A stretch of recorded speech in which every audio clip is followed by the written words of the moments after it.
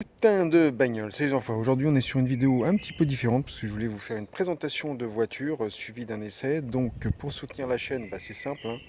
Vous pouvez vous abonner, vous appuyez sur la cloche, vous activez le pouce bleu pour nous encourager. Et vous pouvez faire aussi un don, même modeste, sur le compte Tipeee. Vous avez le lien en dessous de la vidéo. Je vous rappelle, nous avons dépassé assez largement maintenant les 150 vidéos. Alors, si vous voulez que la chaîne continue de vivre et se développe, n'hésitez pas à nous soutenir, à vous abonner et à partager les contenus. Alors aujourd'hui, vous voyez là, derrière l'écran, qu'est-ce que c'est? Eh bien, c'est une Jaguar X-Type qui a été produite de 2001 à 2009. Alors quand elle est sortie, moi je la trouvais un petit peu fluette. Et puis avec le temps, je trouve qu'elle a très bien vieilli. Elle a vraiment repris tous les codes de Jaguar. Elle nous semblait à l'époque un petit peu... on n'était pas habitué à avoir des voitures, des Jaguars aussi peu grandes. Pourtant c'est une voiture assez grande, hein, puisqu'elle est sur une base de Mondeo. Donc, et même, d'après ce que j'ai compris, c'est une Mondeo Break. Donc c'est pas le petit châssis. Il y a eu des modifications. On va retrouver les mêmes moteurs que sur la Mondeo. Alors vraiment, ce qui était assez improbable, c'est d'avoir des diesels sur une Jaguar. Et notamment, on va avoir un 2 litres diesel de 130 chevaux et un 2 litres 2 de 155 chevaux, qui sont des moteurs qui étaient montés sur, donc comme je vous le disais, la Mondeo, qui elle était produite de 2000 à 2007. L'avantage évidemment, c'est tous les avantages, des qualités du moteur Ford, hein, à savoir un 2 litres TDCi, hein, c'est une injection Common Rail qui est vraiment très fiable et très économique, puisque sur ce modèle, on doit être aux alentours de 5, 6, 6 litres de consommation. Alors cette beauté, selon moi, stylistique, maintenant, moi personnellement, je l'adore. Je trouve qu'elle a très bien vieilli. Et vous voyez, c'est une voiture celle-ci est de 2005, donc on est sur le diesel. Elle a 20 ans. Et je trouve que ce gris, qui n'est pas une couleur en général très gaie, je trouve très lumineux. Je trouve que la peinture a très bien vieilli. Alors je vous ai j'ai oublié de vous parler aussi des autres motorisations, puisqu'il n'y a pas que deux diesels. On a aussi trois moteurs essence qui étaient des V6, hein. On avait un 2,5 litres, un 3 litres et un 3 litres 2 de mémoire. Et elles étaient toutes équipées de 4 roues motrices, qui ne laisseront d'ailleurs pas un très grand souvenir aux utilisateurs, parce qu'il y avait dessus, pour l'anecdote, des problèmes au niveau du différentiel. Alors, sur cette voiture, je vais commencer par vous parler déjà de ce qui devait être une excellente idée par les marketeurs, à savoir si les gens qui achetaient des Jaguars allaient aussi peut-être acheter des petites Jaguars pour leurs femmes, un petit peu comme avait eu l'idée Aston Martin avec la Signet, hein, la Signet qui est le petit cygne. Et en fait, la Signet, c'était un modèle IQ, mais mieux fini, mais le prix était totalement délirant. Et ça n'a pas fonctionné très bien, et celle-ci non plus, donc la Jaguar X-Type n'a pas bien fonctionné. J'ai eu du mal à retrouver les prix d'époque, mais d'après ce que j'ai compris, sur une exécutive, il y avait deux finitions. Vous aviez une classique et une exécutive. La classique devait être aux alentours de 34 000 euros, alors qu'une Ford Ghia Break était aux alentours de 27 000 euros. Donc ça fait déjà 6 ou 7 000 euros de différence, ce qui est énorme pour un véhicule qui a quand même un certain nombre de ressemblances, même si cette voiture, je dois vous le dire, a été produite chez Jaguar.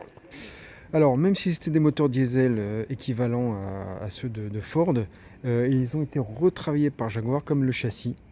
Et j'y reviendrai plus tard lors de l'essai. Et je vais commencer par vous montrer le moteur de celle-ci, hein, qui est un 2 litres diesel, donc 130 chevaux. Enfin, il faisait 128 puis 130 chevaux.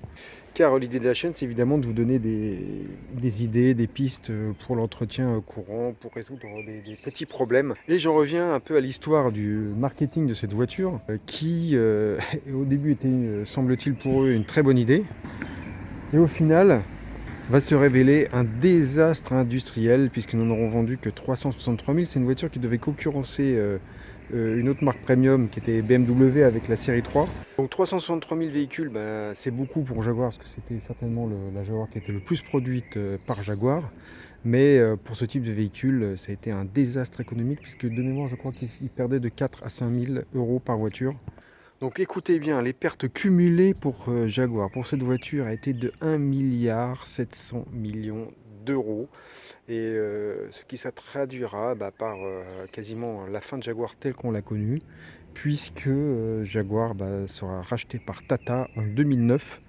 Et la remplaçante, hein, qui était la XE, ne sortira qu'en 2015. Et c'est un véhicule qui, finalement, stylistiquement, n'a plus rien à voir, puisque Jaguar a abandonné tout ce qui faisait son ADN, à savoir notamment les calandres 4 phares. Alors pour en finir sur la présentation du modèle, il y aura un modèle break qui sortira de mémoire, je crois, en 2005 ou 2006, mais qui ne permettra pas de sauver la voiture par rapport à son échec industriel, qui je trouve aussi est extrêmement réussi. D'ailleurs, pour l'anecdote, la reine Elisabeth II en conduisait une X-Type, donc break, dans sa propriété, puisqu'elle n'avait pas le permis. Autre petite anecdote, pour ceux qui connaissent la série Barnaby, l'inspecteur Barnaby en a une en berline dans la série. Alors première bonne surprise sur la voiture par rapport à une Mondeo que je connais très bien, c'est que sur la Mondeo, vous allez avoir que 2 serrures. Vous allez avoir une serrure au niveau de la porte conducteur et une serrure au niveau du capot moteur. Alors au niveau du capot moteur, c'était peut-être une bonne idée pour lutter contre le vol. Le problème, c'est qu'avec le temps, la serrure s'abîme et vous ne pouvez plus ouvrir le capot moteur. Donc déjà là, vous ne serez pas emmerdé. Donc au niveau du moteur, comme sur la Mondeo, on retrouve un cache, mais par contre qui est badgé Jaguar. Il y a une chose qui diffère, c'est que sur la Mondeo, et nous ce qu'on a comme référence c'est la TDCi 115 qui ne sera pas produite chez Jaguar puisqu'ils arriveront directement sur la 130. On a le filtre à air qui est ici, alors que sur la Jaguar on a le filtre à air devant là qui est beaucoup plus long et qui est vraiment devant le moteur. Est-ce que sur la 130 de la Mondeo c'est la même chose? Ça je sais pas parce que j'en ai jamais vu. Maintenant on va retirer le cache, je voulais vous montrer quelque chose. Ici par rapport à la Mondeo, tout nous est familier. Par contre il y a un détail qui m'a surpris, c'est ici. On a comme une mousse en fait qu'on n'a pas sur la Mondeo. Et donc c'est comme un isolant on dirait. Donc c'est peut-être pour que le moteur fasse moins de bruit pour que ça aille mieux avec le standing de la voiture. Alors comme sur la Mondeo on va retrouver des problèmes identiques. Ici vous avez la vagine de Gérard qui aura tendance à s'encrasser. On pourra avoir des problèmes d'injecteur. On pourra aussi avoir, j'imagine, comme sur la Mondeo, des problèmes de thermostat de refroidisseur d'huile. Mais là vous voyez, là, il est vraiment encore moins bien accessible parce qu'il est caché par le filtre à air. On a aussi le capteur AAC qui est derrière. Et par ici, un truc qui pose souvent des problèmes sur la Mondeo, c'est le capteur PMH qui est en dessous, derrière là. Globalement, c'est un moteur qui est très fiable. J'aurais aimé vérifier ce qu'il y avait comme pompe à injection, puisque il y a aussi eu quelques problèmes de pompe d'injection, et notamment sur les Delphi. Mais il y a différents types de pompes. Je crois qu'il y a eu aussi des pompes Lucas, mais c'est Bosch. Là, je suis pas sûr, mais en tout cas, les pompes qui posent problème, ce sont les pompes Delphi qui vont finir par faire de la limaille de fer et ça va aller abîmer vos injecteurs. Fiabilité globale très satisfaisante sur ce modèle. Maintenant, on va aller voir l'intérieur du véhicule et je vais vous dire ce que j'en pense. Regardez-moi ce dessin de feu, c'est magnifique. Alors, autre détail aussi qui, moi, me semble un petit peu problématique, c'est au niveau du coffre, puisque le coffre va s'ouvrir avec un bouton électrique et vous avez un petit moteur, un actionneur. Alors que ce soit aussi bien le bouton que l'actionneur, comme sur la Mondeo, il peut tomber en rade et là, vous n'avez aucune alternative puisque votre système va rester bloqué. Vous n'avez pas de serrure de secours. Alors maintenant, je vais vous parler de l'intérieur de la voiture. Là, on est visiblement sur une finition classique. Je vous ai dit qu'il y avait 2 finitions, une finition classique et exécutive. Et quand on regarde la voiture, écoutez, c'est quand même comme dans les allemandes, c'est très noir. On a cependant de la boiserie, comme dirait un célèbre youtubeur. Alors, moi, j'ai jamais réussi à déterminer exactement, je me souviens jamais si c'est de la ronce de noyer, de la loupe d'orme. Bon, il semblerait que j'ai l'impression que c'est plutôt de la loupe d'orme. Pas sûr que ce soit de la vraie, mais bon, si c'est Jaguar, on peut espérer que ce soit pas du plastique.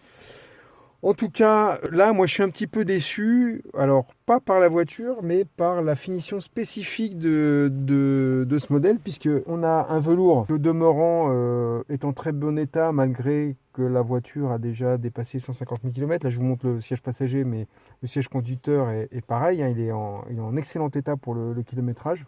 L'assise est assez ferme, ça maintient bien. On est loin du confort de siège auquel on est habitué avec Jaguar. Moi, ce qui me déçoit, c'est que quand vous regardez la plupart des X-Type, elles ont un cuir, et je trouve le cuir magnifique. Et vous avez des combinaisons qui sont dignes de Jaguar. C'est-à-dire, on n'est pas comme sur les Allemandes, c'est-à-dire que tout tout est noir. On va avoir des combinaisons avec des cuirs, bon, on peut avoir un cuir noir, mais on peut avoir un cuir crème, un cuir bordeaux, un cuir couleur Havane, qui sont splendides, notamment parce que on va avoir aussi l'association des sièges avec les contreportes, mais aussi le tunnel central. Voilà. Donc moi perso, c'est ce que j'apprécie vraiment dans la X-Type, c'est que, à la différence d'une Mondeo qui est une excellente voiture, elle est beaucoup plus racée, elle est beaucoup plus gaie aussi à l'intérieur, elle fait vraiment beaucoup plus luxe, malgré le fait que c'est entre guillemets un bas de gamme dans le premium Jaguar. Alors, il y a des petites surprises. Par exemple, sur la Ghia Mondeo Break, que l'on connaît bien de 2004, ici on est sur un véhicule de 2005, on n'a pas l'anti-patinage par exemple, ici on a l'anti-patinage. On a un ensemble radio avec le CD inclus dedans, on a évidemment la clim. On a aussi pareil, ça fait bizarre, on a un pré-équipement téléphonique, mais en fait les boutons ne servent à rien.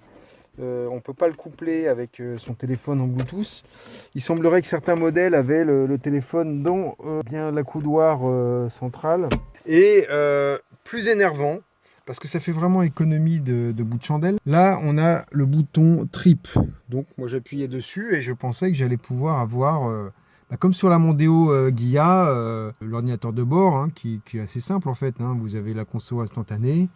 Vous avez le nombre de kilomètres qui vous reste à parcourir. Vous avez votre moyenne. Bon, je trouve pour des véhicules en moteur diesel, c'est intéressant d'avoir ce type d'informations, surtout que j'imagine que le surcoût est absolument dérisoire.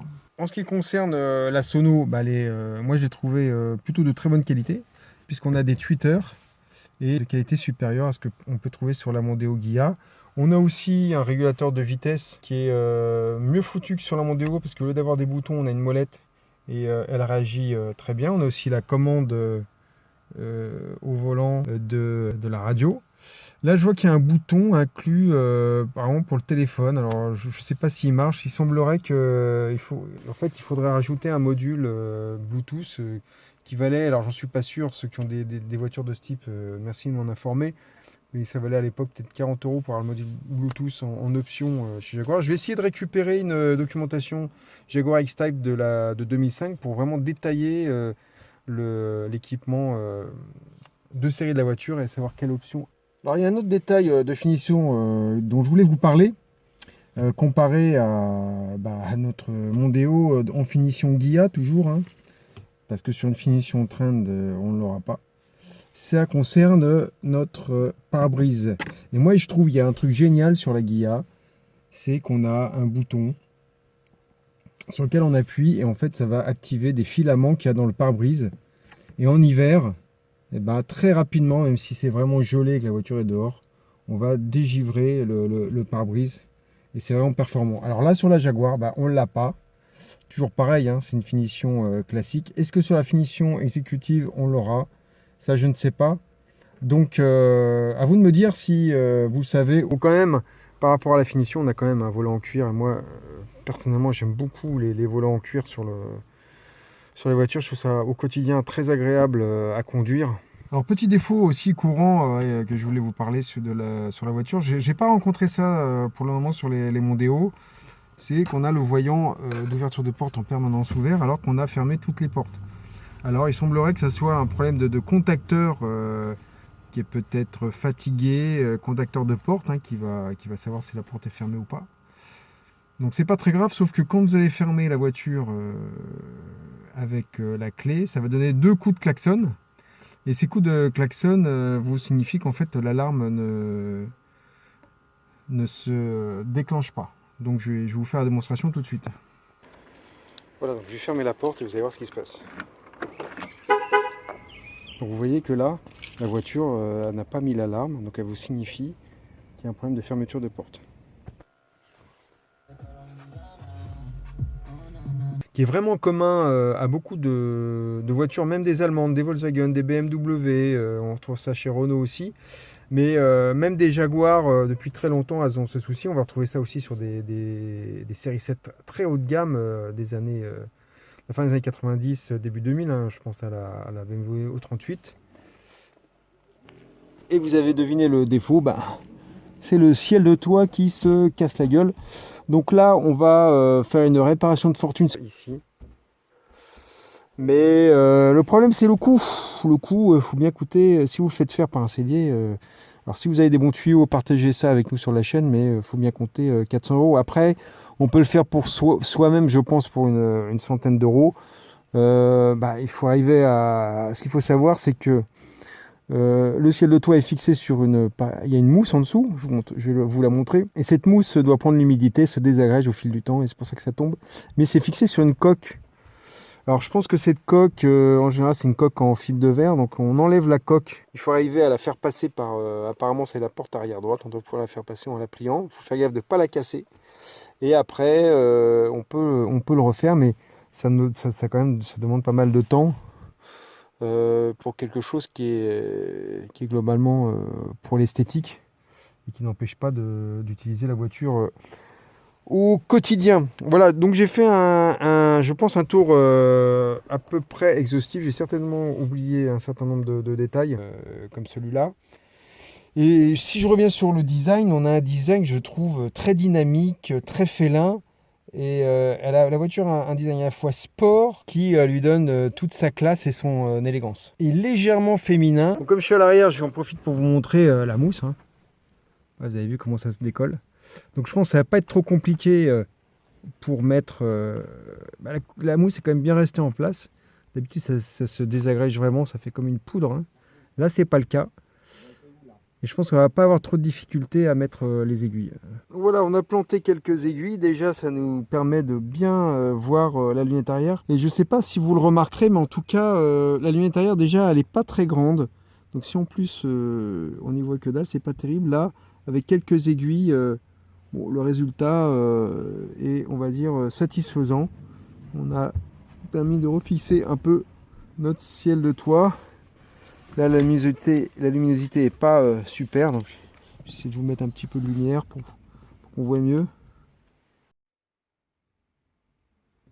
Ceci, voilà. Donc, comme ça, on va pouvoir faire de la route et faire notre essai de ressenti à la conduite. Je vous en dirai un peu plus sur mon ressenti à la conduite. Et parce que j'ai un point de comparaison, c'est la Mondeo Ghia en break. Alors sur le papier, la Mondeo Ghia en break, elle fait quand même 80 kg de plus par rapport à celle-ci. Est-ce que ça joue sur l'équilibre général du véhicule? Évidemment, j'ai pas tous les éléments pour en juger, mais je vous dirai ça lors d'un essai qu'on va faire très prochainement et qui sera tout de suite dans le prolongement de la vidéo. Alors, je vous fais quand même, dans les défauts quand même, en tant que voiture à vivre. Là je suis assis à l'arrière et on a une découpe assez nette au niveau du siège arrière, hein. Et en fait le siège il se prolonge pas comme ça, certainement pour gagner un peu de place pour les jambes, et il part en arc de cercle, et ce qui fait que on a une assise assez courte en fait, hein. Donc et les sièges sont assez fermes, et l'assise de siège ici, c'est pas facile à dire, est assez verticale. Donc le confort n'est pas optimal pour les passagers arrière. L'autre défaut qui est souvent signalé, ça va être la taille du coffre qui est pas gigantesque. Et puis pareil, on a une forme un peu fuselée. Voilà les enfoirés, fin de la vidéo de présentation de la voiture. La prochaine vidéo sera consacrée à l'essai routier de la voiture. Donc pour nous soutenir, c'est très simple, hein, vous cliquez sur le pouce bleu pour nous encourager, vous activez la cloche pour vous abonner, et vous avez possibilité, si vous voulez que la chaîne continue de vivre et se développe, on est déjà à plus de 150 vidéos, vous avez la possibilité de faire un don, même modeste, sur Tipeee. Et vous avez le lien en dessous de la vidéo. Voilà les enfoirés, à très bientôt. Ciao!